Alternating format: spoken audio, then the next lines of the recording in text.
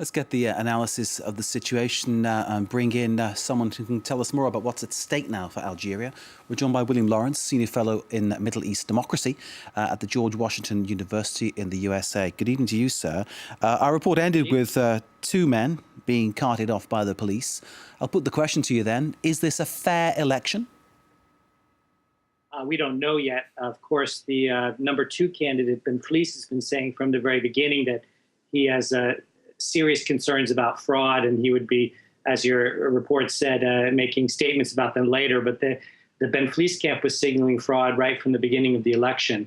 But I don't think that this may be a level of fraud that would affect the result, because we're talking about a candidate that's going to get, you know, a good 70–80% of the vote, and I don't know if fraud would affect that kind of outcome.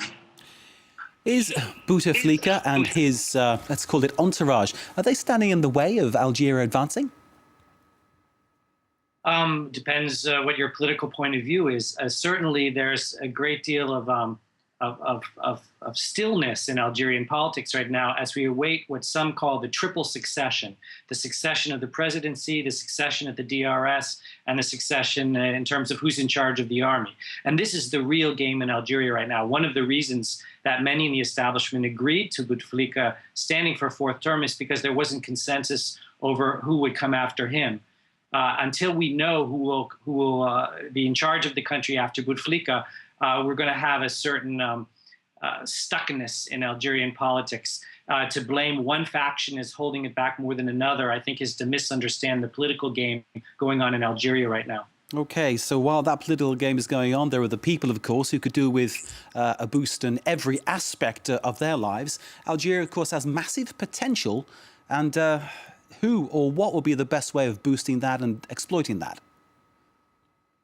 Well, certainly developing the political polity in Algeria, developing a democratic culture, developing political parties with real platforms. You didn't see a lot of difference among the political party platforms here.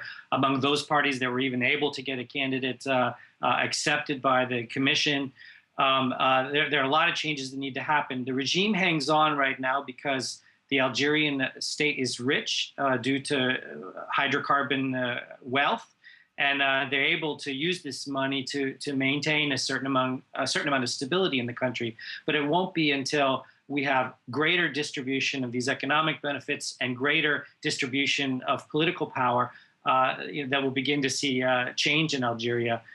Algerians will tell you they already had their Arab Spring in 1988, but the promise of 88 to 92 isn't carrying over into the present right now. Politics are stuck in Algeria. William Lawrence, thank you very much indeed. I can assure you and our viewers of full coverage here on France 24.